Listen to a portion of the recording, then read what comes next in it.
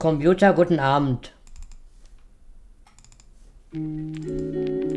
Mein Name ist Anas Al-Hakim, ich bin 29 Jahre alt, ich bin Programmierer, Aktivist und Feminist. Durch meine Behinderung habe ich Empathie und Toleranz entwickelt und noch viele andere Eigenschaften, die ich nicht eintauschen möchte. Wenn ich noch ein Leben hätte, ich würde mich wieder für den Rollstuhl entscheiden. Ich liebe das Wort Freiheit. Meine Freiheit wird stark durch meine Umgebung bestimmt.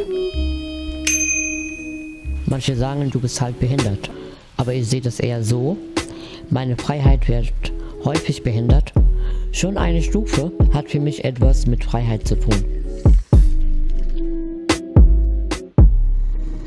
Generell kann ich sagen, ich bin nicht gern spontan, aber ich improvisiere sehr viel. Ich glaube, es braucht nicht nur gesetzliche, sondern auch zwischenmenschliche Veränderungen. Ich wünsche mir, dass wir mehr miteinander reden, statt übereinander. Für mich sind oft so kleine Dinge, die eine große Bedeutung haben.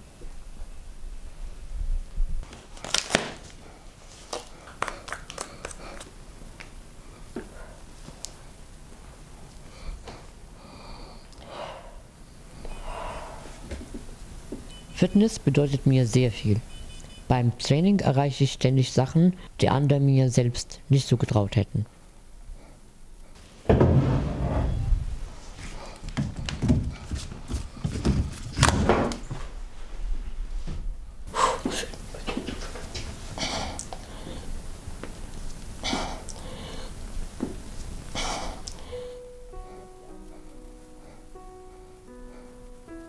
Aktiv zu werden war immer mein Wunsch. Es hatte zu Beginn weniger mit meiner Behinderung und mehr mit meinem Migrationshintergrund zu tun. Bei Empowerment Now setzen wir uns dafür ein, dass Menschen mit Behinderung und Migrationshintergrund auf allen Ebenen besser wahrgenommen werden. Ich persönlich beschäftige mich mit dem Abbau der Barrieren im Kopf und in der Außenwelt. Das Wort Entschlossenheit mag ich viel mehr als das Wort Motivation. Wenn du entschlossen bist, dann setzt du dein Vorhaben um. Das Wichtigste in meinem Leben ist die Freiheit.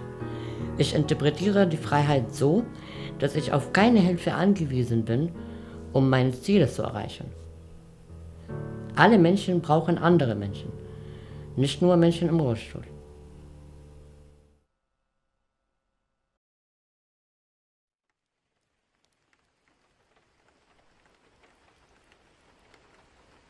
Die Stille stört mich nicht. Der Krieg ist laut.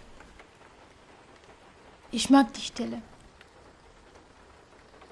Auf die Flucht dachte ich oft an Belle aus Die Schöne und das Biest. Sie ist eine Abenteurerin. Das trage ich auch in mir.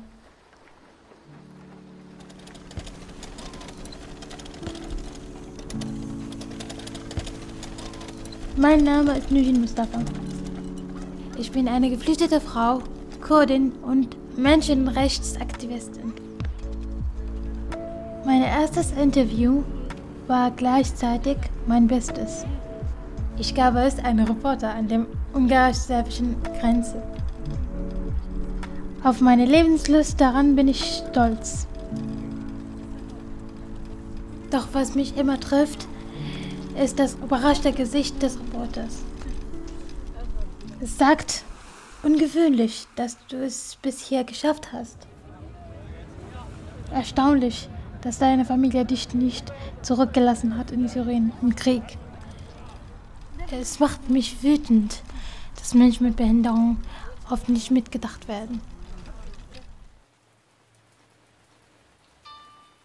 In meinem Leben wurde ich oft unterschätzt. Doch ich habe immer an mich geglaubt. Ich liebe es, ich selbst zu sein. Heute verbringe ich nur noch Zeit mit Menschen, die positiv für mich sind. Vor allem meine große Schwester. Geografie. Okay. Australien Hauptstadt. Canberra. Kanada Hauptstadt. Ottawa. Es wäre schön, wenn Menschen dieses Video schauen und sich denken, oh, sie macht ja ähnliche Sachen wie ich.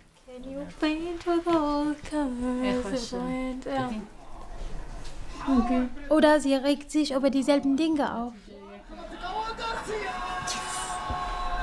Das Fremde ist nur so lange fremd, bis man die Gemeinsamkeiten sehen kann.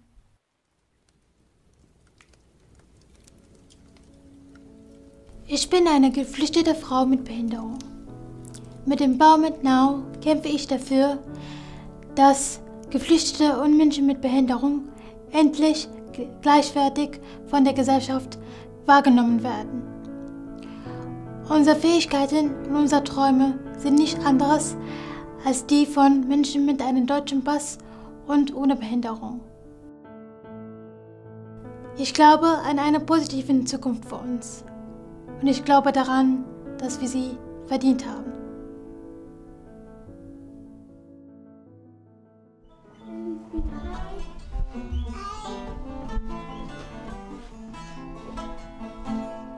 Manchmal sind Momente so intensiv, dass man gerne darauf verzichtet hätte.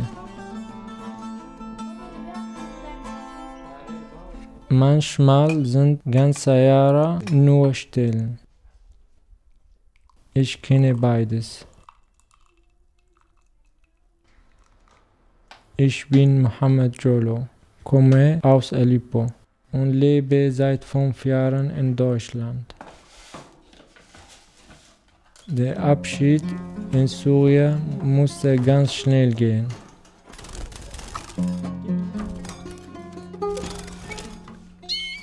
In Deutschland kommt mein Leben sehr langsam voran. Es dauerte 2 Jahre, bis ich einen Deutschkurs bekam. Aus Tagen werden Jahre, in denen sich wenig bewegt. Nur meine wunderbaren Kinder wachsen. Und dann auf dich schmeißen, dann bist du Eismensch. Ich will guter Vater sein. Sie hat kleine Wohnung und sie wohnt alleine. Als blinder Mann, ich kann mir vieles gut merken. Katze, Huhn gegessen, das hier. Und sagt, ja, ich bin satt jetzt. Ich gehe ins Bett und in Ruhe schlafen. Und es ist fertig. Hat dir gefallen?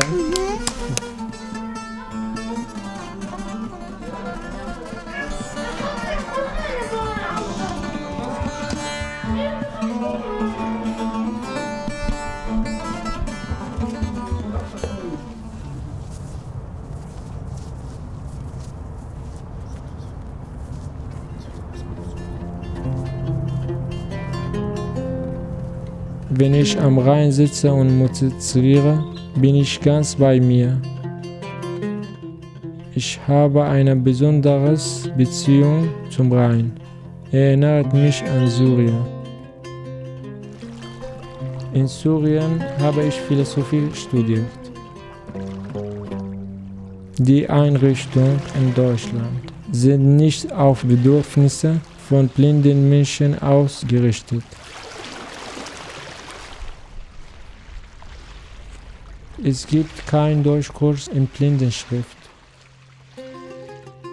Ich bin bei Empowerment Now, weil ich die Situation von behinderten Leuten verbessern möchte.